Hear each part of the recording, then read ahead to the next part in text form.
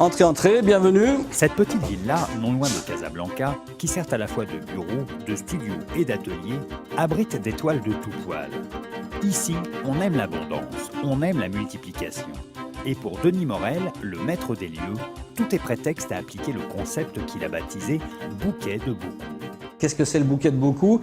C'est des tableaux décoratifs qui représentent en accumulation des végétaux, des animaux et des objets. Le concept est simple, c'est-à-dire qu'on peut prendre n'importe quel objet, on peut prendre une chaussure, on peut prendre une balle de ping-pong, on peut prendre une raquette de tennis. L'intérêt, c'est de l'accumuler. On ne doit ne rien voir, on voit que les éléments, on n'a pas de fond.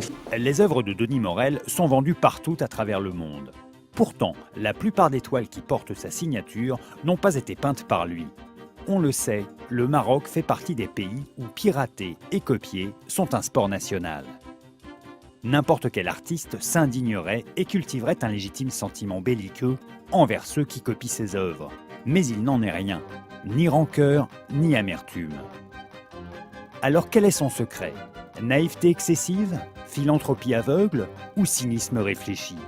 Le tableau, donc bouquet de beaucoup, lui a été conçu plutôt comme on dessine un meuble. C'est-à-dire qu'au départ, ce tableau devait être fait par quelqu'un d'autre dès le départ. Même si je donne ça à des peintres qui sont bien sûr mes salariés, je suis à la base de tout pour les rectifications, pour les retouches, pour refaire la petite touche finale. Et après, donc en dernier, c'est vrai qu'on les signe, on les numérote, et ça devient le tableau définitif.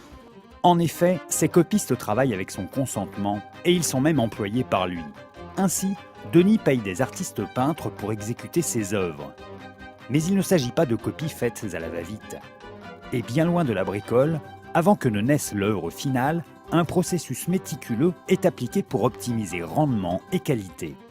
On fait le tableau ensemble sur Photoshop, ça c'est donc le travail de Rieslen. On fait un ou deux tableaux qui sont un peu nos numéros 0. Le peintre nous fait le deuxième tableau, la réplique. Et après on attaque notre série entre parenthèses.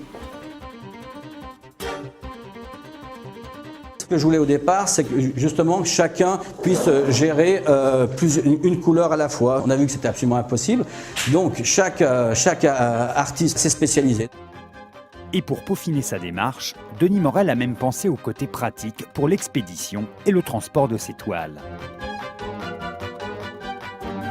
La partie créative qu'endosse Denis Morel n'est que le point de départ d'un long processus bien articulé et bien organisé, qui relève davantage de la production industrielle que de la démarche artistique.